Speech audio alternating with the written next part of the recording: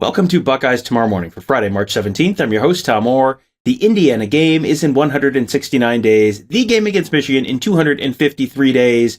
The Ohio State football team still on spring break as of today. This is the last weekday they will be missing. They'll be back on campus on Monday, back on the practice field on Tuesday. But while they're gone, we got a little time to explore the studio space here a little bit and give you a little bit more of a deep dive on a player who really started as almost an afterthought on the team and is slowly taking on a bigger role and ended up making some of the biggest plays of the season last year. That is Xavier Johnson, and he came to Ohio State as a walk-on wide receiver and then sort of took on the wide receiver / running back type role last year and ended up having a really remarkable season. And we got a chance to talk to him for an extended period of time during the first week of spring ball, and he really has an incredible story, and now we have a little bit of time to share that story with you. Really let this story breathe a little bit. This is going to end up, I'm going to tell you already, this is going to be a little bit of a longer episode, but I think you're really going to enjoy hearing from Xavier Johnson because he's one of those guys who he has a great story, and it's not just, this is not just Rudy who's, a little scrappy so-and-so and we have to lie about him and, puff him up a little bit and make up scenes to make him look good. Xavier Johnson is a walk-on who just, no lies, no nonsense, just a legit football player who is contributing to one of the best teams in the country now. A really, really cool story. Plus, I don't think, as far as I know, Xavier Johnson has ever been offside. So, all right, let's start talking about Xavier Johnson and his story. He started as a walk-on at Ohio State, and then he finished last season scoring a touchdown with a nasty spin move in the Peach Bowl in the college football playoff. What is that like to have had that kind of journey? Yeah, definitely have had a chance to think about it. It's definitely crazy. I was kind of talking to Marv leading up into that moment, and just we were kind of recapping in Georgia. We would have given anything last year to even play in the CPF. And going into that game, I had a decent feel for how Coach Hart were going to use me, and I was just extremely grateful and kind of was able to kind of see that full circle and kind of remove myself from the present. And like I said, just really be grateful for the fact that as a walk-on, starting as a walk-on, going through all the hardships that I kind of talked about last year, I was now in a moment where I was actually going to be featured or used, and it was going to be something that I could maximize and just have an impact or a role. Last year, he started the season with a big touchdown out of the slot against Notre Dame after Jackson Smith-Njigba went down, was really productive throughout the season, and then, of course, it ended with that touchdown, as we mentioned earlier, against Georgia at the end of the last season. Does that mean he's going into 2023 a little more confident than he was this time last year? Allowed me to be confident in a sense, but it also just allowed me to work. I'm a guy who kind of builds confidence off of the work that I put in, and so going into this season and that potential for a growth and role in an offensive role, it just has given me more hunger, allowed me to go back to the basics and really solidify my foundation in order to execute and play at the level that I desire to play at the next year. Johnson has been around Ohio State for quite a while. You're going to hear a little story later on in the show about him playing under Urban Meyer. So yeah, it has been a hot minute since he arrived at Ohio State. But what made him decide to come back for one more year with the Buckeyes? It was a lot of conversation, a lot of prayer, a lot of, trying to glean information from people who've been there. CJ Saunders was a big person I talked to, and talked to people like Ryan Stamper, people who I've developed relationships with and have a lot of trust in. I had a lot of conversation with them, and then Coach Day and Coach Hart. They talked to me, and they had laid out a plan that they had for me, and I was very comfortable with the plan that they had set before me. And I just kind of felt like there was some more meat left on the bone. I think that there's still a couple things that I want to do at Ohio State. And I feel like all those things are within reach. And so coming back was kind of, I think, was the best choice for me. And I think that I can really help this team this year. Lots of people arrive in Columbus with big dreams of football stardom at Ohio State, and for a lot of them, it doesn't always work out, especially for walk-ons. So could Xavier Johnson even imagine this being where his path would end up when he first arrived as a walk-on? So when I came as a walk-on, of course, I had high hopes for myself.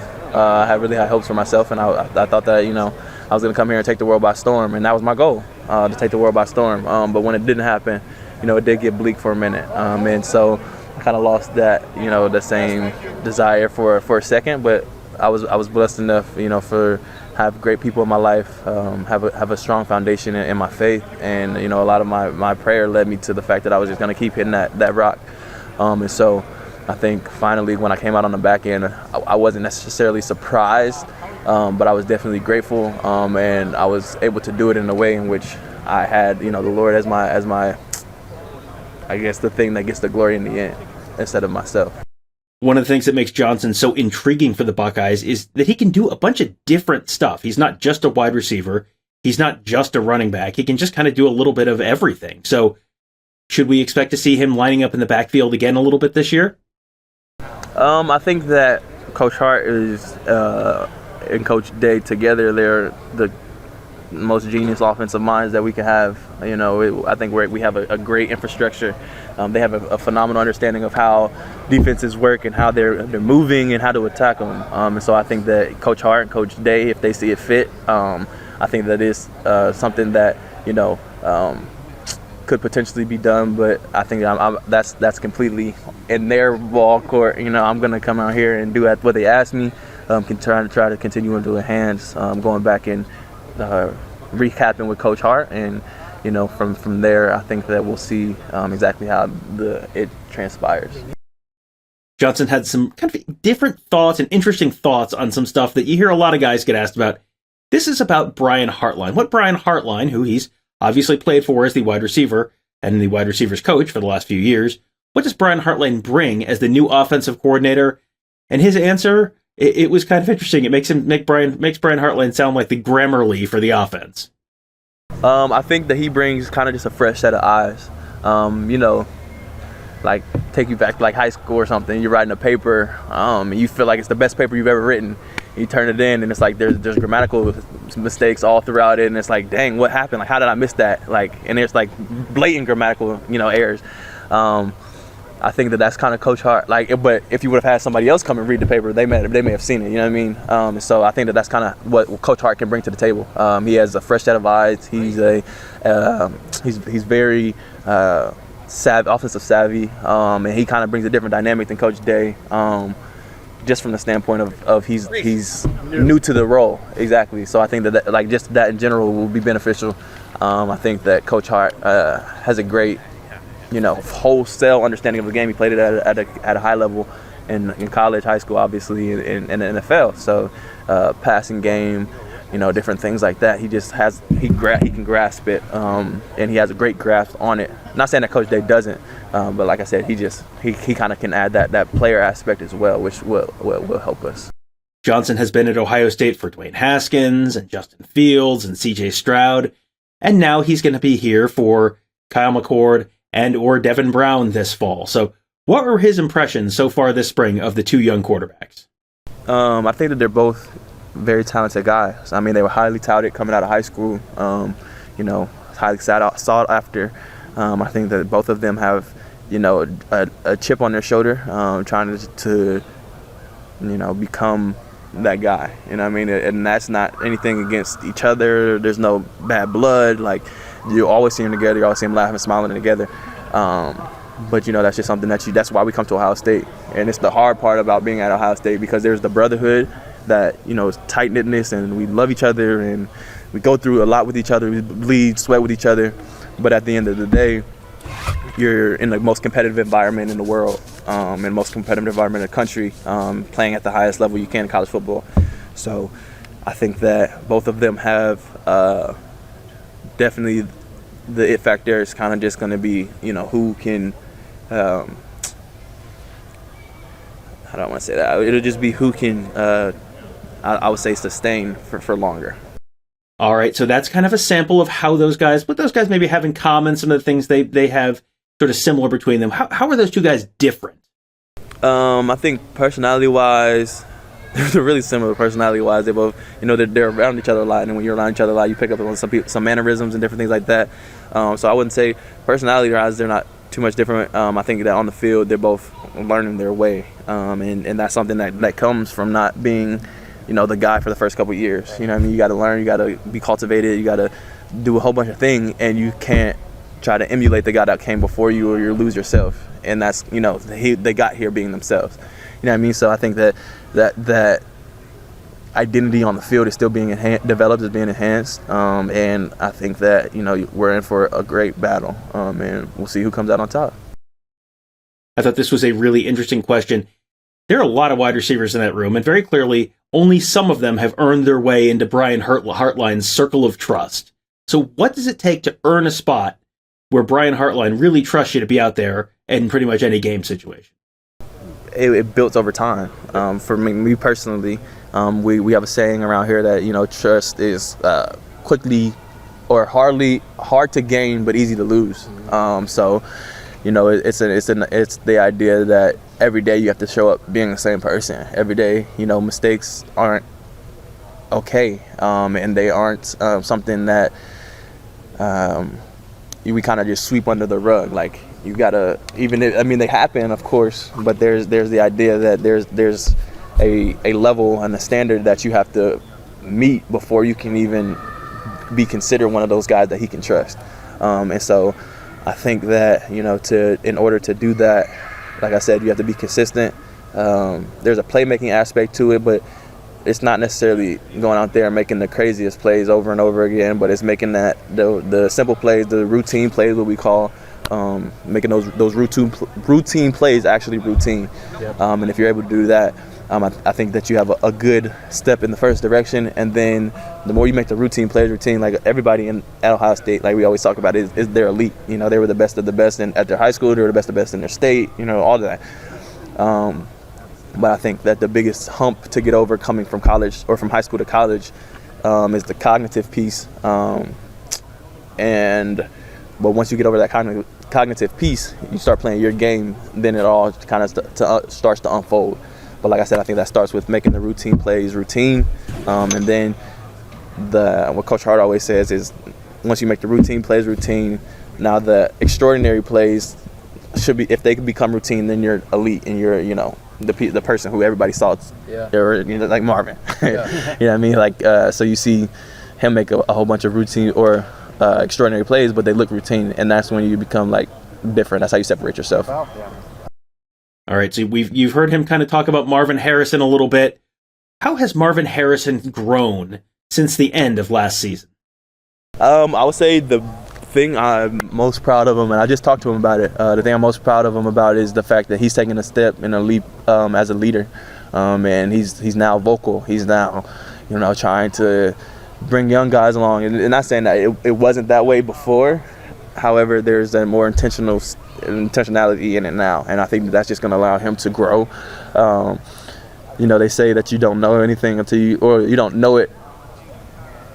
I guess the best way to know something is to be able to teach it, if that makes sense. Yeah. And so I think that him, vocal or being able to verbalize exactly what he's doing and why he's doing it, not that he wasn't last year, but him able to do that and bring people along, I think that's only going to enhance his game. And so I think that you see a hunger in him, you see the desire to be the best ever, and I think that he's on the right track.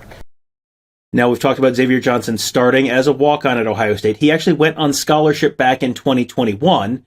And so in the same way that maybe Marvin Harrison can serve as an inspiration to a lot of the younger guys in the team, can Xavier Johnson maybe serve as an inspiration for some of the young walk-ons and what might be possible at Ohio State? Well, I hope it gives them hope. I hope it gives them the idea that, there's always a chance, and it really just starts with hard work and I would say finish it with determination. I feel like I would say just with myself, like there were even times last year, like even after I made the plays, like even after I guess Notre Dame, like there were still times where I kind of felt that I wasn't good enough, and that's kind of been something that has perpetuated throughout my whole life, and I just really, like, even beyond football, you know, to little kids or whoever that may be, like, just the idea that I guess it's not always how you perceive yourself, but there's a way to you know, to push through, you know, a lot of self-doubt, a lot of shame or whatever that may be. And for me, it was finding who I was in Christ, and allowing my identity to be set in that. And ever since then, you know, everything has kind of unfolded in the way it has. But it wasn't. I wouldn't say it was me or my strength. I would say it was just my ability to trust in Christ. But, you know, for that, I want, you know, Lord to get the glory, but also to give people hope. And the fact that your circumstances, you know, aren't, even though they're the hands you were dealt, they're not what you got to stay with. And I feel like that was something that I learned from the Lord throughout my entire journey. There's hardening, there's toughening, there's equipping that happens in those hard times, that if you're willing to stay in it, you know, the sky's the limit.